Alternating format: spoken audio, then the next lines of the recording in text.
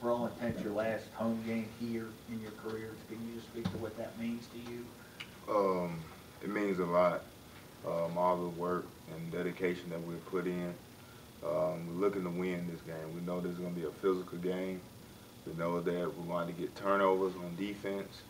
Don't turn it over on offense and just play sound football. So coming into this game is going to be great focus from our seniors as well as the other players, and we know that we're going to get it done as long as we put in the work for this week. Yeah. Yeah, I mean, just to follow up what he said, it's just going to mean a lot to us. Coming out here, you know, we've been here for 4 years. You know, been fighting, giving it our all on the field, and just going to have to come out here and get the job done on Saturday. Because of all that seems, all the implications that go with Saturday, is it as a big a game, regular season, that you all have played in your time here? I mean, if you win, you probably might get a good chance of getting in the tournament. If you don't, there's no telling. I believe from this point on, we got to win all the games. We got to win out. Every game from this point on is like a championship game, and we're going to approach this game as the most important game of this season, and we'll worry about the teams after that. But as of right now, we're focusing on EKU. Calvin, I know you played in some big games here. Where does this kind of compare with the implications and everything in your mind? It's a must-win, you know. But I mean, every game is a must-win, and I mean, we just gotta play our football, our type of ball. You know, if we come out here and play the type of ball that we played in, we should be all right.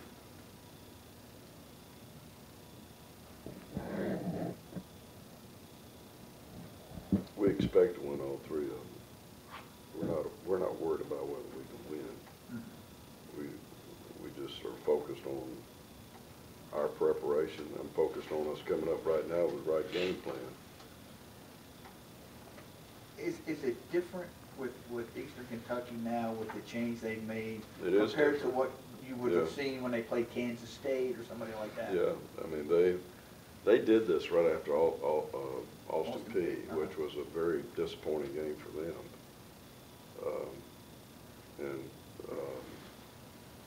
But it's not inconsistent with, like I said, when I look at Dean and know what his philosophy of football is, and the tradition of EKU and the quality of their linemen. I mean, looks to me like he made a pretty well thought out, well calculated move going to what they've done. I mean, they truly are a power eye running football team, which we have not had in this league. I mean, he differentiated himself from everybody else. Now we live in that area, but when you guys, didn't you like that? Hadn't you tried to run that, or didn't you? When you have a fullback and a two-back. We do it now. We're not a fullback. We haven't achieved it a couple of Saturdays, but we're an AB team. I mean, But I mean, in the past, when you had like. I think back when Mitchell and them guys. Yeah, when Oscar was here, and I mean, it truly was a power eye running. And I don't know that we've quite been that since then. But that's what they are. How do you like that idea, Jason? No, and I mean, they're probably going to throw some, but I mean, they're, run heavy, and what's that going to do from your defensive guys' mindset? You just got to come with a mindset to be physical. I feel like if we dominate physically, then we should be able to maintain the running game and then force them to throw the ball, and then that's when we'll be able to make plays in the secondary.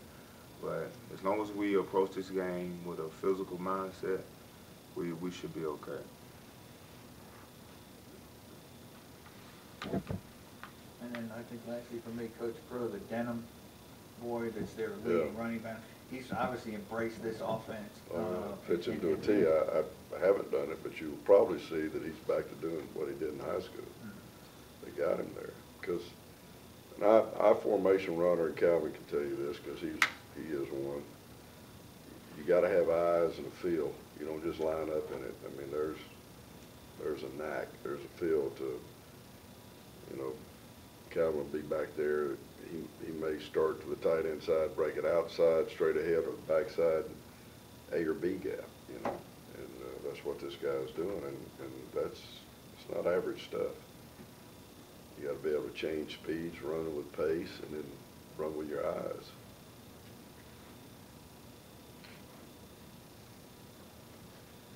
Coach, talk more about the 17 seniors, what they've meant to the program, and probably the changes they've seen even from the facility. Yeah, they were recruited in a different environment than what they've grown up in, and quite honestly, they've had a lot to do with why it's changed.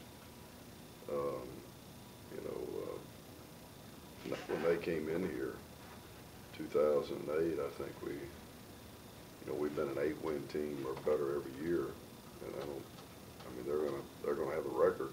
We finish our business like we ought to, and it'll probably would stack up against anybody's class in FCS. There may be a couple that are better. So, you know, but they didn't. Right now, we had 124 people in this room Saturday. It was a whole lot different recruiting environment than it was when these guys came. I mean, they came and made something. They left it better than they found it, I'll tell you that. And they've paved the way for, you know, we had a player in here from Tallahassee, you know, this is his first pick. He's got both military academies offering him. That tells you something. Jason was a military academy quality guy. Did you ever think about going there? Yeah, I thought about it, but I think I made the right decision. That long-range commitment after your sophomore, junior year would have been hard to make. Yeah. And Calvin was an FBS recruiting player too. We kept him from going snowbound. Kept him out on the MAC. That about right? But they had to come on faith because they were looking at 2005, 6, and 7, which was 3, 6, 5 years in a row, and we were talking about winning championships, and there wasn't a whole lot of evidence of quality. And this was a picture on the wall. And quite honestly, I mean, we had some games where there were 6,000 people there. You know, changed a little bit. Calvin scored a lot of touchdowns too. Has he got a chance to end up with, what's the FCS touchdown? Is he out front? He was, I'll have to look. He'll A couple of probably, games ago, he was the top in the OVC. oh, was he? All right. He might be like Chappie. We go over and try to lather him up one time. I'll never forget Chappie saying, no. I think we tried to stick him back in one day when, not the third time you called down, Greg, the third one was he could be the leading rusher, single game rusher in the OVC history. We'd already sent him back in to break the Jacksonville State one. Right, and Boyce was here that day. Yeah, and there was something else, and then I went over there and Chappie said, nope. It was 293, and you were trying to get him 300. Yeah, whatever it was. We're not going to do that, Kevin. We'll take 293.